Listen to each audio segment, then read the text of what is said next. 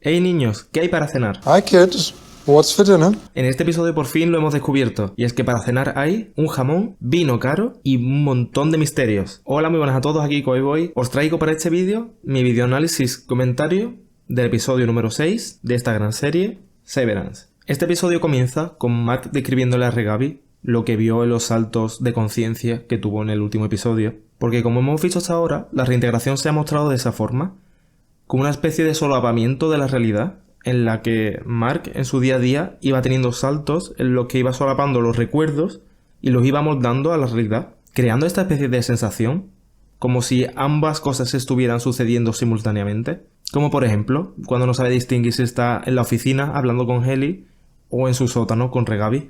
Y es que esa forma de presentarnos los hechos puede ser un poco confusa, ya que podríamos teorizar que una de las dos realidades no es cierta y Mark se la está imaginando. No digo que es lo que yo piense, pero creo que esa posibilidad está abierta. Y en este diálogo que tienen, Regabi nos deja una frase muy interesante, en la que nos dice que ella lo único que sabe es que Gemma es esencial. Suponemos que en Lumon tendremos muchos más sujetos de prueba, pero esta frase nos deja claro por qué es tan importante Gemma. Y eso será quizá porque el experimento que están intentando hacer igual solamente ha surtido efecto en ella. Y también hay otro hecho muy importante que nos revela Regabi en esta conversación, y es que prácticamente nos confirma que Miss Casey no es ninguna copia ni ninguna réplica de Gemma, sino que es una especie de separación de Gemma y que la Gemma original sigue estando dentro de ella.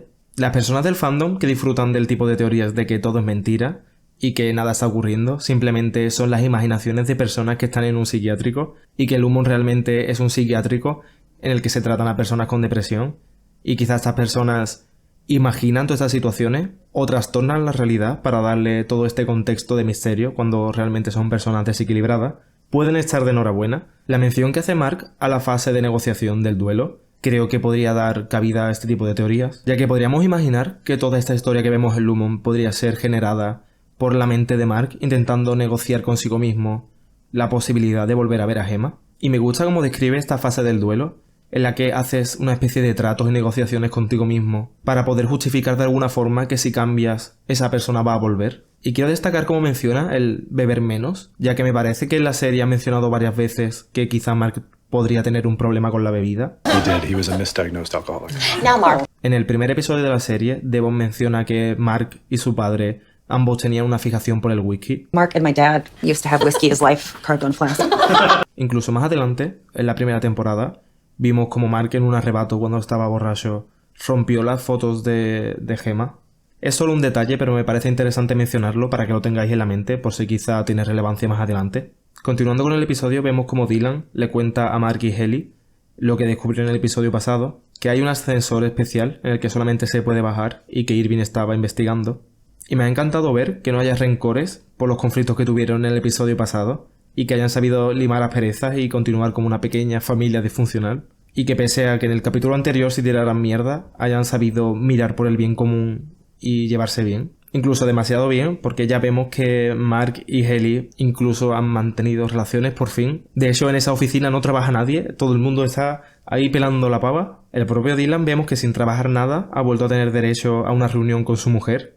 Y como dijimos en otros vídeos de análisis, esta conversación nos sigue guiando hacia la idea de que Dylan no es tan buen marido afuera y que quizá Gretchen se enamore más del Dentry que del Fury, ya que es en Dylan donde destaca uno de los hechos que luego comentaremos, de cómo los Dentrys presentan una pureza especial que ya los Furys no tienen, después de todo el bagaje emocional y todas las vivencias que han tenido. Aunque como digo, suelo comentar después cuando hable de la cena entre Bart e Irving.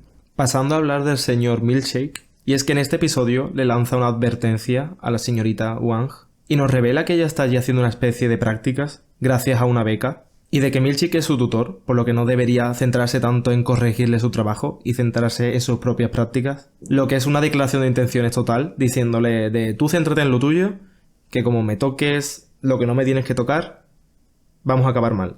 Y quitando esta conversación no hay nada más interesante que hablar de Milkshake, aparte del detalle que se ha llevado todo el episodio poniendo clips, lo cual también es una referencia al capítulo anterior, porque una de las faltas que le habían puesto era que no ponía clips a los documentos. Ah, bueno, y se me olvidaba la pedazo de escena que ha protagonizado delante del espejo, dándose cuenta que era cierto, que utiliza un lenguaje muy complejo, pero que, bueno, ya fuera de eso yo creo que es el lenguaje característico de Milchick y que le da mucho atractivo, pero entiendo que en Lumon no están de acuerdo con eso. Y como digo, esa escena del espejo me ha encantado, me ha puesto los vellos de punta. Y que Milchick se lleve todo el episodio poniendo clips ha dejado espacio a Mark y Ellie a que tengan relaciones en una oficina, como también dije antes.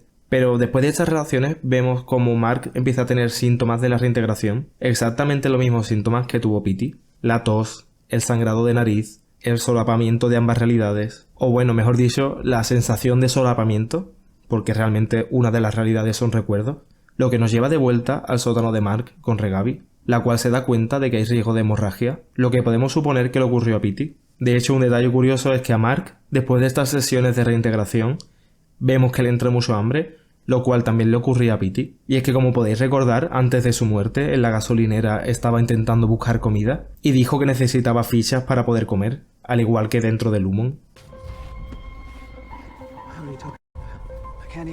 La cuestión es que Regabi le ofrece a Mark un método para solucionar esa hemorragia y sería inundando el chip, lo cual Mark no está nada de acuerdo y lo comprendo. A mí tampoco me gustaría que inundaran nada en mi cerebro.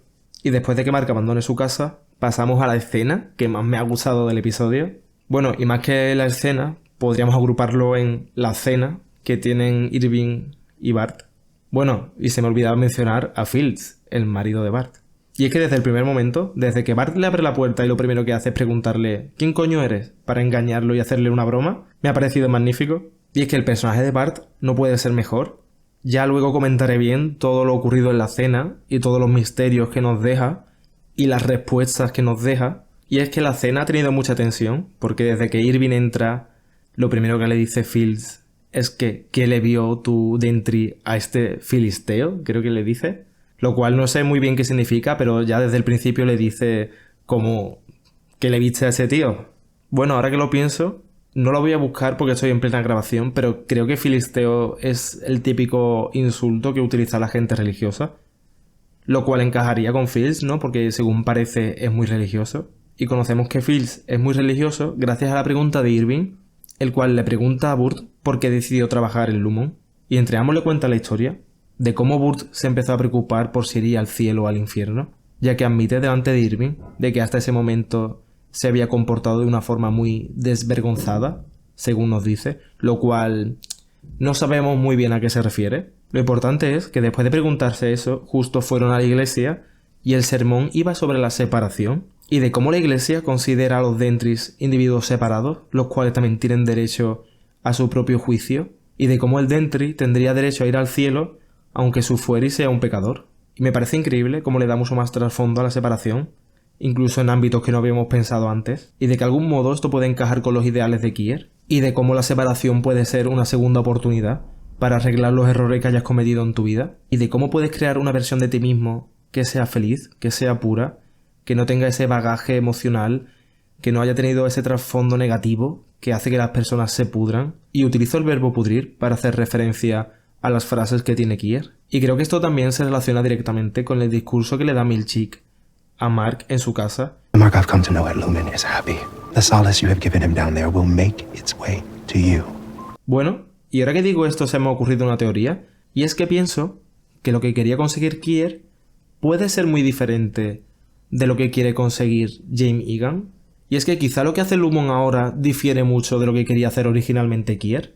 Y es que me parece que personajes como Cobell y Milchick son muy creyentes de esta religión que fundó Kier. Bueno, llámalo religión, culto, secta, pero como digo, me parece que ambos personajes defienden mucho los ideales de Kier, pero que sin embargo no resuenan muy bien con lo que quiere la empresa. Y por eso pienso que lo que está haciendo la empresa actualmente puede ser muy diferente. Me parece que quizá Kier quería conseguir esa segunda oportunidad para las personas, y quizá sus hijos han intentado utilizar eso para su beneficio económico.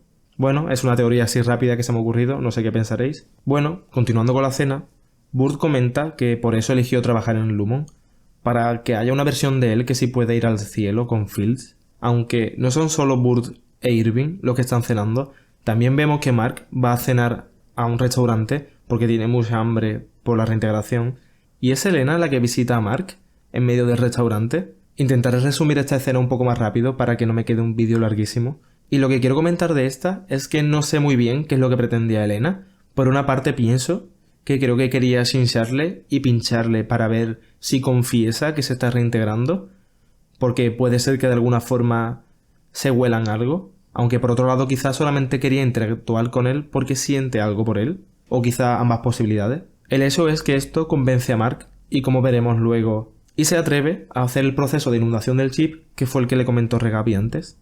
Seguramente por el propio enfado de que Elena le pregunte directamente por Gemma, sabiendo él que la tienen allí raptada. Y volviendo a la cena de nuestro Thruple favorito, vemos que Fields admite que está celoso, de que no sabe qué ocurrió allí dentro y que ninguno de ellos tres lo sabe, lo cual parece que lo ha hecho beber demasiado y acaba dejando en evidencia a Bart, aunque no solo lo deja en evidencia porque le haga pasar vergüenza, sino porque también destaca que quizá Bart esté mintiendo. Este episodio número 6 se llama Attila y hace referencia a la forma en la que se llaman Burt y Fields, y aquí digo que fue donde lo dejó en evidencia, porque contándole la historia de por qué se llaman Attila el uno al otro, porque contándole la historia de por qué lo llama Attila, le cuenta que le llama así desde hace 20 años, fecha que se le escapa a Fields y que rápidamente Burt intenta encubrir diciendo no, te equivocas, son 10 años, lo cual Fields niega y dice que no, que se acuerda perfectamente que fueron 20 años y no 10. Y es que se acuerda perfectamente porque se lo contó a su antiguo compañero de Lumon, es decir, Burt está mintiendo. Es posible que no toda la historia sea mentira, pero es muy probable que haya alterado las fechas. Y es que esto es importante porque tal como dice Irving, la separación solamente lleva siendo oficial 12 años. Es decir, si Burt lleva trabajando en Lumon 20 años, es imposible que haya escuchado hablar sobre la separación en aquel sermón de la iglesia, lo cual nos deja ver que igual Bart se separó mucho antes de que fuera oficial y que quizá lleva trabajando en Lumon mucho más tiempo. Y es que no creo que Fields mienta. Yo creo que Fields dice la verdad e incordia a Burt porque se encuentra celoso por la situación y que por eso le lleva la contraria. Y ya sabéis el dicho, los niños y los borrachos siempre dicen la verdad. Y no solo eso, sino que parece que la invitación a la cena era un caballo de Troya para que mientras el señor Drummond investigara en el coche de Irving. Y ese descubrimiento del episodio me ha volado la cabeza. Saber que Burt tiene una trama mucho más profunda y que quizás sea uno de los villanos de la serie, me ha encantado. Y ya bueno, para cerrar el vídeo voy a comentar la escena final en la que Mark, después de hacerse el procedimiento este de inundar el chip, Devon llama a su puerta y supongo que para que no sospeche y no se preocupe va a abrirle, pese a que la doctora Regabi le dice que se esté quieto, que requiere de estar en reposo. Y vemos que esto acaba desembocando en que a Mark le dé un ataque y se desmaye. Veremos cómo acaba esto. Teníamos la preocupación primero de que Mark sufriera una reintegración mala como la de Petey, pero parece que ahora, incluso después de haber hecho este último proceso para adelantarlo y mejorarlo, incluso así le va a afectar en su salud.